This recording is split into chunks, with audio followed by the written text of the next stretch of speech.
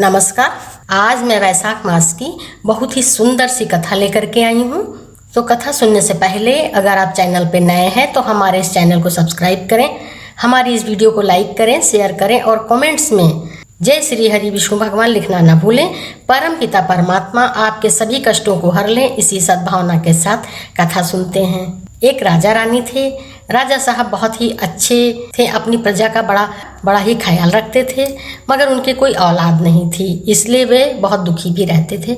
उनकी पत्नी यानी रानी साहिबा हमेशा उनसे कहती थी कि आप दूसरा विवाह कर लीजिए। तो राजा साहब कहते थे मैं दूसरा विवाह नहीं करूँगा। तो रानी साहिबा कहती थी नहीं, विवाह तो आपको करना पड़ेगा, आगे चल के हमारे राज्य को कौन संभालेगा। तो इसी तरह से रानी साहिबा ने राजा साहब को बहुत समझाया। तो राजा साहब राजी हो गए। उन्होंने दूसरा विवाह कर लिया। जब दूसरा विवाह कर लिया और वो छोटी रानी को लेकर के महल आ रहे थे, तो इधर बड़ी रानी छोटी रानी के स्वागत के लिए तैयार हो रही थी। जब छोटी रानी की पालकी महल के पास पहुंची तो उन्होंने एक चमक देखा। तो राजा साहब से पूछा ये किस चीज़ की चमक है। तो राजा साहब ने बड़े ही गर्व से कहा ये मेरी बड़ी रानी के जूड़े के लश्कारे की चमक है। तो राजा साहब के इन शब्दों से छोटी रानी को बहुत बुरा लगा और उन्होंने कहा कि राजा साहब मैं उस गली से क्या, मैं तो उस महल में भी जाना नहीं चाहती, उस रानी के महल में मत ले जाइए। इतना सुन करके राजा को बड़ा ही दुख लगा। राजा ने कहा कि अरे ये तो अभी से ऐसा कर रही हैं, आगे चल के ये मेरी बड़ी रानी को बड़ा दुख देंगी। मगर अब क्या कर सकते थे, विवाह तो हो ही चुका था। छोटी रानी को दूसरे द्वार से महल ले जाया गया। सुबह छोटी रानी ने देखा कि बड़ी रानी तो 1.25 मन जौ का दान कर रही है। ये देख करके छोटी रानी को बिल्कुल अच्छा नहीं लगा। उन्होंने राजा साहब से कहा कि अरे राजा साहब ये 1.25 मन जौ दान करती हैं, इस तरह से ये दान करेंगी तो हमारे तो सारे गोदाम ही खाली हो जाएंगे। तो राजा साहब ने कहा अरे करती हैं तो करने दो, वो आज से नहीं शुरू से कर रही हैं, क्योंकि वो बड़े ही धार्मिक विचारों वाली हैं और बिना दान दिए बिना पूजा किए जल भी नहीं पीती हैं, इसलिए वो जो कर रही हैं उनको करने दो। इतना सुनकर छोटी रानी को बड़ी जलन हुई। उन्होंने कहा अरे मैं कहाँ मना कर रही हूँ राजा साहब, आखिर मैं भी तो रानी हूँ और मुझे भी तो समझ में आ रहा है कि क्या ठीक है क्या गलत है। मैं दान करने के लिए मना थोड़ी ना कर रही हूँ, बस मैं तो यही कह रही हूँ कि ये फिजूल खर्ची ना करें। अगर दान देना है तो 1.25 मन जौ दान करने की क्या ज़रूरत है राजा साहब, 1.25 पाव भी तो कर सकती हैं। और उन्होंने बहुत जिद की, तरह तरह की दलीलें दी। तो राजा साहब ने कहा चलो ठीक है, और उन्होंने बड़ी रानी से कहा कि अब आप 1.25 पाव ही जौ दान किया करें, दान तो दान होता है।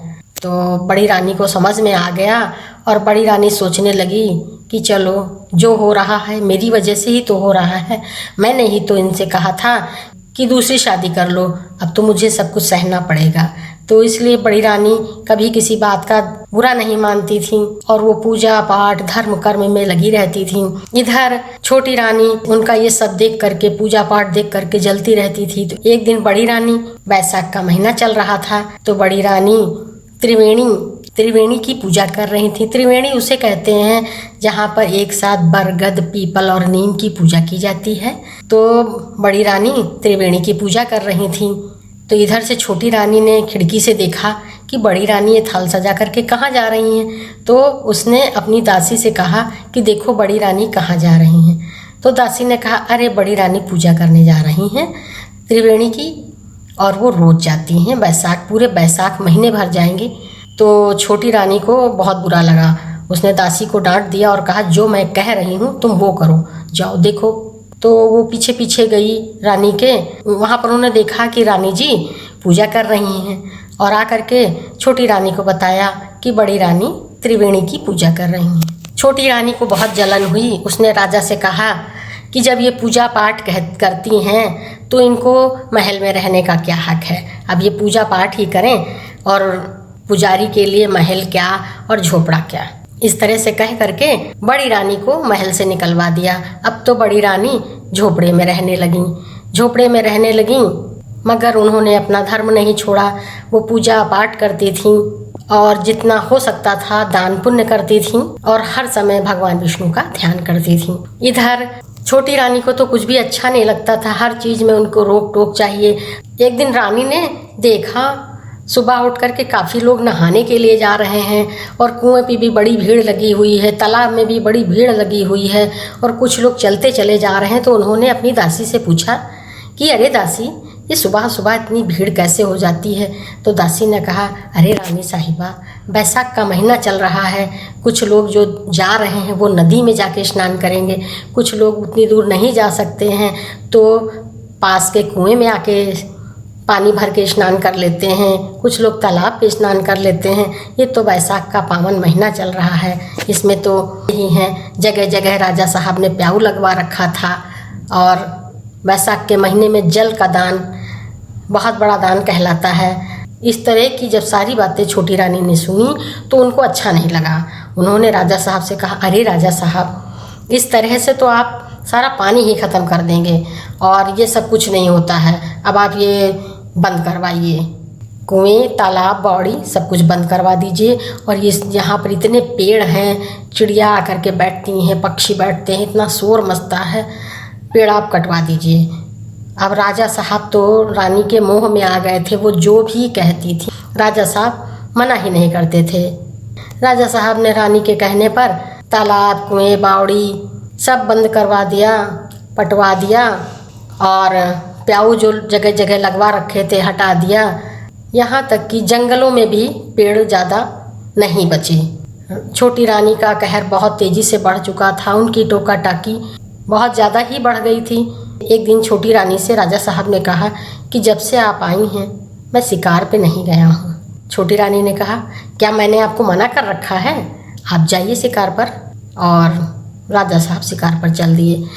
शिकार पे गए तो उनको रास्ते में कहीं भी बैठने के लिए जगह नहीं मिली, क्योंकि सारे पेड़ तो उन्होंने कटवा डाले थे और कहीं भी रास्ते में बैठने की जगह नहीं थी। वो बहुत ही परेशान हो गए और उनको प्यास भी बहुत लगी। तो अपने सैनिकों से कहा कि पानी ले आओ। तो सैनिकों ने बहुत पानी ढूंढा तो राजा साहब कहने लगे, अरे जगह जगह पर तो कुएं, तालाब, बावड़ी है और तुम कह रहे हो यहाँ पानी नहीं मिला। तो सैनिक ने कहा, राजा साहब जान की माफ़ी हो तो एक बात कहें, आपने ही तो ये सब कुछ बंद करा दिया है, सब कुछ आपने ही तो पटवा दिया है, तो पानी कहाँ मिलेगा? राजा साहब ने कहा, हाँ ये तो है। फिर राजा साहब प्यास के मारे बहुत परेशान थे तो उन्होंने कहा, कुछ भी हो मुझे कहीं से भी पानी ला दो, नहीं मेरी तो जान चली जाएगी। तब सैनिकों ने इधर उधर ढूंढना शुरू कर दिया और राजा भी ढूंढने लगे, इधर उधर देखने लगे। तभी उन्हें एक पेड़ दिखा और उस पेड़ पर वो चढ़ करके दूर तक देखने लगे तो उन्हें बहुत दूरी पर कुछ पक्षी दिखाई दिए। तो राजा ने अपने सैनिक से कहा कि देखो वहाँ काफ़ी दूर पर पक्षी दिखाई दे रहे हैं और पक्षी वहीं होते हैं जहाँ पर जल होता है, तो चलो हम लोग वहीं देखते हैं। राजा साहब और सैनिक समुद्री चल दिए। वहाँ काफ़ी दूर पहुँचने पर उन्हें पक्षियों की आवाज़ सुनाई देने लगी। तो राजा ने कहा, पक्षी चहक रहे हैं, बोल रहे हैं। पक्षियों की आवाज़ सुनाई देना इस चीज़ का प्रमाण है कि यहाँ पर पानी है। और वो वहाँ पहुँच गए। वहाँ पर उन्हें एक सरोवर मिला और उन्होंने वहाँ पर पानी पिया। पानी पिया तो राजा में जान आ गई। राजा ने कहा कि अरे मैं तो बिना पानी के मर ही जाता। उसी समय उन्हें इस बात का बोध हुआ, इस बात की जानकारी हुई कि मैं तो कभी कभी बाहर निकलता हूँ और जो लोग रोज़ बाहर निकलते हैं वो तो कितना पानी के लिए परेशान होते होंगे। और यही सोचकर अपनी गलती मान ली। तभी वहाँ पर एक आकाशवाणी हुई कि हे राजा, ये पानी तुझे तेरी बड़ी रानी के धर्म कर्म से मिला है, उसके सतीत्व के बल से मिला है। तूने तो छोटी रानी के कहने पे बड़े ही पाप कर डाले। इतना सुन करके राजा को सब कुछ याद आ गया कि उन्होंने अपनी बड़ी रानी को कितना दुख दे डाला है। तो वो वहाँ से वापस चल दिए। जब वापस चल दिए तो उन्हें अपनी बड़ी रानी की याद सताने लगी और वो सीधे अपनी बड़ी रानी के पास उनके झोपड़े में पहुँच गए। जब वहाँ पर गए तो बड़ी रानी झोपड़ी में रहती थीं, बड़ी ही शालीनता के साथ पूजा पाठ करती थीं। जब उन्हें पता चला कि राजा साहब आ रहे हैं तो बहुत खुश हो गईं। और राजा साहब जब गए तो उन्होंने एक अच्छी पत्नी की तरह से उनके चरण स्पर्श किए, उनको आदर सम्मान दिया, बैठाया और उनसे हालचाल पूछा। इतना सब सुनकर राजा साहब की आंखों से आंसू निकलने लगे। तो रानी साहिबा ने कहा कि आप क्यों रो रहे हैं, आप तो महलों में रहते हैं और मुझे पता है आप यहाँ झोपड़ी में आपको अच्छा नहीं लग रहा। तो राजा साहब ने कहा, अरे नहीं, ऐसा कुछ नहीं है, और मुझे बहुत ज़ोर की भूख लगी है। मैं जंगल शिकार पर गया था और मुझे बहुत ज़ोर भूख लगी है, मुझे भोजन करा दो। तो रानी साहिबा ने कहा, अरे ये तो मेरे लिए बड़ी सौभाग्य की बात है, आपको मैं क्या खिलाऊं? मेरे पास तो ऐसी कोई चीज़ नहीं है जो मैं आपको बना के खिला दूं। तो राजा साहब ने कहा, क्यों, तुम क्या खाती हो? तो रानी ने कहा, अरे मैं जो खाती हूँ वो आप कहाँ खाएंगे? तो राजा साहब ने कहा, तुम क्या खाती हो? तो रानी ने कहा, मैं तो जौ ही खाती हूँ, जौ ही दान करती हूँ। तो राजा साहब ने कहा, मैं भी खाऊंगा। तो रानी साहिबा ने कहा कि अरे राजा साहब, आप जौ की रोटी नहीं खा पाएंगे। तो राजा साहब ने कहा, क्यों नहीं खा पाऊंगा? तुम खा लेती हो तो क्या मैं नहीं खा पाऊंगा? तो रानी साहिबा ने कहा, ठीक है। रानी साहिबा ने जौ की रोटी बनाई और राजा साहब को थाली में परोस कर दी। तो राजा साहब ने जब उस रोटी को खाया तो राजा साहब को वो रोटी इतनी स्वादिष्ट लगी, क्योंकि उन्होंने रास्ते में इतनी तकलीफ़ सही थी तो और सबकी तकलीफ़ को महसूस भी किया था। तो उनका मन तो एकदम निर्मल हो गया था, साफ़ हो गया था। और जब उन्होंने रोटी खाई तो उन्हें उस रोटी में 56 भोग का स्वाद महसूस हुआ और उनकी आंखों से टप टप आंसू टपकने लगे। जब आंसू टपकने लगे तो रानी साहिबा ने कहा, मैं कह रही थी कि आप नहीं खा पाएंगे, मगर आप नहीं माने। तो राजा साहब ने कहा, ये किसने कह दिया कि मैं नहीं खा पाऊंगा? तो रानी साहिबा ने कहा कि आपके आंसू कह रहे हैं। तो राजा साहब ने कहा कि अरे ये आंसू तो खुशी के हैं, ये तो 56 भोग का स्वाद ले रहे हैं और वो इसलिए मेरी आंखों से आंसू निकल आया। तो रानी साहिबा कुछ नहीं बोली। फिर राजा साहब ने कहा कि आज मैं यहीं रहूँगा। तो रानी साहिबा ने कहा, अरे राजा साहब, आप यहाँ झोपड़े में कहाँ रहेंगे? फिर यहाँ तो आपके लेटने के लिए कोई बिस्तर भी नहीं है। तो राजा साहब ने कहा, क्यों? तो रानी ने कहा, अरे राजा साहब, आप तो सोने के पलंग पर लेटते हैं और मैं तो यहाँ चटाई पे लेटती हूँ, आप यहाँ कहाँ लेट पाएंगे?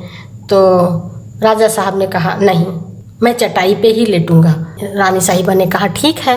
तभी जो है आकाशवाणी हुई कि हे रानी, तुझे पुत्र की प्राप्ति होगी। तो बड़ी रानी ने कहा कि नहीं, मुझे पुत्र की प्राप्ति ना हो, अब मुझे पुत्र ना दीजिए, छोटी रानी को पुत्र दो।